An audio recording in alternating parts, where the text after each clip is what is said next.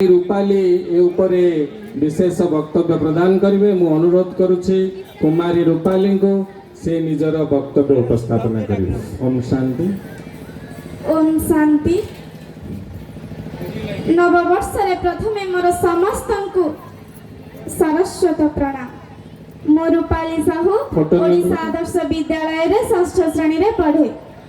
मंचासीन मनस्वी यशस्वी पूज्य अतिथि वृंद,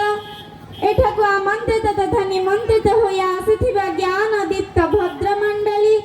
गणमाध्यम प्रतिभा दीप्त प्रतिनिधि वृंद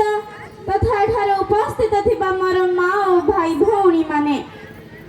महाभारतर द्रौपदी सेदिन भराकुर सभारे विवसन हेबार अव्यवहित पूर्वरु गभीर दुःखर सह प्रश्नटिए उत्थापन करी कहिले,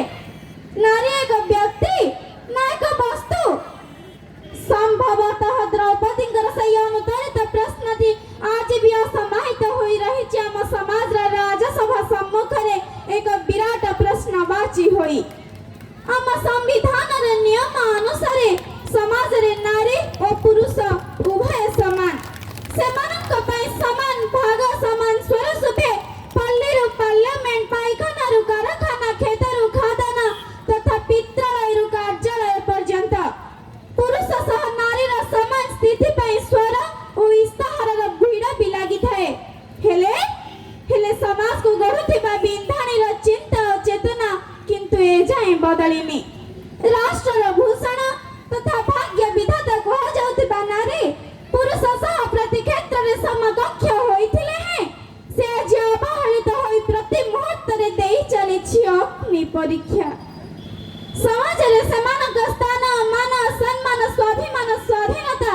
सबुथिरे सृष्टि होइछि अनेक प्रश्नवाची। से कोन खाइब पिंधिब किपरि चलिब चलिब सबुथिरे पुरुष टाड़ी थाए लक्ष्मण रेखा। श्रृंखलित समाज गठनर वास्तव हम नारी माने होइथिले हैं, निज शरीर रे शक्ति संचय करी आगु पाद बढ़ाई प्रतिवाद करि पारु नाहंती बोले प्रति मुहूर्त रे समाने होंती निर्यातिता वंचिता आ लुंठिता। एकदा नारी मानकर कार्य दक्षता संपर्क रे आयरन लेडी को जाउथिबा इंग्लैंड रो प्रधानमंत्री मार्गारेट थाचर कुहंती, जदि तुमे किछि कथा सुनिबाकू चाहूछ तेबे जने पुरुष को पचार। अरे जदि तुमे कोनोसी कथा सुनिबाकू चाहूछ तेबे जने पुरुष को पचार। आउ जदि कोनोसी कार्य संपन्न करिबाकू चाहूछ तेबे जने महिला को दायित्व दियो, तेबे जने महिला को ही दायित्व दियो। मात्र आज विडंबना एही जे स्वाधीनतार दीर्घ 7 दशंधि पर भी आज भी किछि मूर्ख लोक मानक मतरे नारी हेउछि माटी माठिया, थरे भांगी गले आ जोड़ी हुए ना। हेले पुरुष पुआ पितल गरा माझे मुझे देले सदा बेले से चिकचिक जेउथि से माने पुरुष अपेक्षा नारी अपेक्षा पुरुष मानक सब क्षेत्र रे देइथांती पूर्ण स्वाधीनता, जहाँ मनुष्य एक भूल भ्रम धारणा और मूर्ख बुझामणा कहले मध्य अत्युक्ति हेबा नाही। नारी हेउछि ईश्वरक सर्वश्रेष्ठ सृष्टिर सर्जन पई नारीर विकल्प नहीं। से गोटे जातिर जन्म जातक गढ़े ए समाज और संसार सुरक्षा कवच सजी शिशुर जीवन रक्षा करे। सेथि पाई तो कहा जाए नारी हेउछि राष्ट्र विकास आधारशिला, परिवार प्राण केन्द्र, प्रेरणार उत्स। जेपरि मलय स्पर्श रे निम्बवन चंदन रे परिणत होई जाए सेही परि आ ठीक सेही परि गोटे नारीर स्पर्श रे गोटे शिशु जीवनर चलापथ होई थाए कुसुमित। त्यागर प्रतीक भावे जया जननी भगिनीर भूमिका धारण करी से समाज रे अन्य मानक सेवा रे निजको करि थाए समर्पित। हेले एठी म पिला मन रे आज गोटाए बड़ प्रश्न उठे। अरे एठी म पिला मन रे आज गोटाए बड़ प्रश्न उठे, जे नारी हेउछि शक्तिर सागर, सृजनी शक्तिर आधार, राष्ट्र विकास आधारशिला, विश्व निर्माणर विदग्ध विश्वकर्मा, ए समाज कोन सेही मानक प्रति एमिति करि चलिथिबो विचार?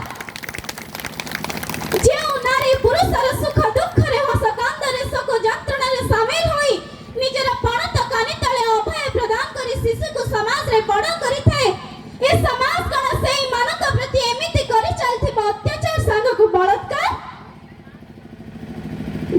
बारे बुद्धिमान विज्ञ मनीष तुमे ए संसार समस्त मननशील मनीष आज मनन करबा दरकार कि से दिन गोटाए नारी को भरा गुरु सभारे विभूषण करिबार आह्वान दे कौरव वंश संपूर्ण रूपे ध्वंस होई जायथिला आ मध्य से दिन गोटाए नारी को अपहरण करी महापराक्रमी त्रिपुरा विजय लंकाधिपति रावणर मृत्यु हेबा सह स्वर्णपुरी लंका संपूर्ण रूपे धूलिसात होई जायथिला सतरे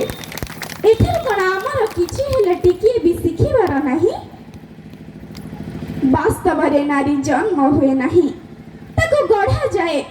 साधारण मनीषटीए परी से मध्य समाज रे बंचिबार स्वप्न देखे आपनार तुलसी चौरा मूले संज सकाळे संज दीप जळे संसारर मंगल पाई केते ओषाव्रत उपवास उपासना करे परिवार प्रियजन गुरु गुरुजन तथा राष्ट्रर सहति और समृद्धि पाई आखिर लुह ओ अंतरर कहको चापी धरी संसार समस्त बाधा विघ्न सत्य मध्य से सबको खातिर न करी से आगु को आगे बार प्रयास जारी रखे सेठी पाई तो से अनन्य एकविंश शताब्दीर नारी आज अबला की दुर्बला नुहे से विजयिनी से उपासनी अहल्या होई रही नहीं कि अशोक बनर सीता से रसशालार रेवती होई रही नहीं कि पुरुष समाज र भोग विलासर सामग्री माटीर मूलकରୁ आरंभ करी मेघर मूलक पर्यंत सबथिरे निजर दबदबा देखाई से आज पालटी जाईछि स्वयं सिद्धा मां माने हुळ हुळ दियंदु निजर शक्ति सामर्थ्य आधार रे देशर शिक्षा स्वास्थ्य कृषि शिल्प गमन परिवहन वाणिज्य क्रीड़ा राजनीति एपरि कि सेना बाहिनी क्षेत्र रे मध्य निजर पारदर्शिता प्रदर्शन करी से समाज रे सृष्टि करिछि निजर एक स्वतंत्र परिचय आज समय आसी पहुंची चिंता नहीं चिंतन करिबार कहिबार नहीं बरं किछि कार्य करी देखैबार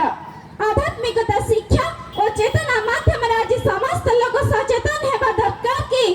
नारी जेउठी सफलता मध्य सेठी सेमानकु समाज रे सम्मान देवा सह स्वाभिमान सह बंचिबार सुजोग को केवल पुरुष समाज सुनिश्चित कराई पारिले सेमानक शक्ति सामर्थ्य सृजनशीलता आधार रे एक समृद्ध तथा विकसित राष्ट्रर परिकल्पना निश्चित भाବରେ करा जाय परिबो एधिरे द्विमत नाही